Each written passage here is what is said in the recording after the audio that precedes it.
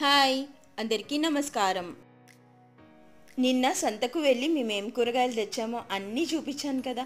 ఇప్పుడు చెప్పండి నేనేం వండానో ఈరోజు. నిన్న నైట్ కపిల్ శర్మది కామెడీ షో చూస్తుంటే అందులో సిమిలర్గా ఇలాగే వాళ్ళు ఆడియన్స్ని నవ్వించడం కోసం యూట్యూబ్ కోర్స్ ఇట్స్ నవ్వించడం అని కాదు, ప్రాక్టికల్గా జరుగుతున్నది కూడా. నేనేం తక్కువ కాదు, నేను కూడా ఆ కేటగిరీ కిందకే వస్తాను. యూట్యూబ్ ఛానల్ పెట్టేసి అందులో కంటెంట్ క్రియేటర్గా sometimes content goes very well, sometimes అందులో ఏమీ ఉండదు. అందుకోసమే నేను కూడా అన్నాను, నేను కూడా అప్పుడప్పుడు ఏమీ లేకుండానే చేస్తాను కదా. అందులో వాళ్ళు యూట్యూబ్ కంటెంట్ క్రియేటర్గా నవ్వించడం కోసం చేసిన దాంట్లో 2 చేతులలో ఫుడ్ ఐటమ్స్ పట్టుకొని ఫ్రెండ్స్ నేను ఇప్పుడు ఇది తింటానా అని యూట్యూబ్ ద్వారా అడుగుతున్నట్టు అనమాట.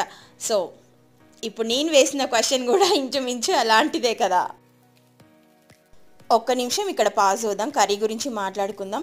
ఎన్ని పండు ముక్కలు ఉన్నాయి చూసారు కదా, అన్ని పండు ముక్కలు వేస్ట్ చేయాలి అని అనిపించలేదు. కోర్స్ ఆ టైంలో గింజలు తీసేయాలన్న థాట్ రాలేదు, ఎందుకో వేసేసాం తొందరలో. ఆ గింజలు కాస్త పంట కింద కసకసగానే వస్తూ ఉంటాయి, నా ఇష్టం లేకపోతే మాత్రం తీసేయచ్చు, అలా తినాలని మాత్రం లేదు. దీన్ని మేము బోడ కాకరకాయ అంటాం, చాలామంది ఆ కాకరకాయ అని కూడా అంటారు. బోడ కాకరకాయ అంటే ఎలా అనిపిస్తుంది, దెర్ ఇస్ నథింగ్ అని అనిపించింది కదా. సో మొన్ననే కదా కాకరకాయ కర్రీ చేసాను, దానిపైన పొలుసులు ఉంటాయి అని చెప్పాను కదా, దీనిపైన పొలుసులు లేకపోవడం వల్ల ఆ పేరు వచ్చిందేమో బోడ కాకరకాయ అని. ఏదో మనం కొత్తగా కనిపెట్టాసాము అని అనుకుంటే బాగుంటుంది కదా, థ్రిల్లింగ్గా. బుడకాకరకాయ కర్రీలో పాలు బెల్లం వేస్తే మాకు చాలా ఇష్టం, అందుకోసమే యాడ్ చేసాము. మీరు గమనించారు కదా, ఈ కూరలో మేము ఈరోజు క్యారెట్ తురుము వేసాం, అలాగే క్యారెట్ ఆకులు కూడా వేసాం.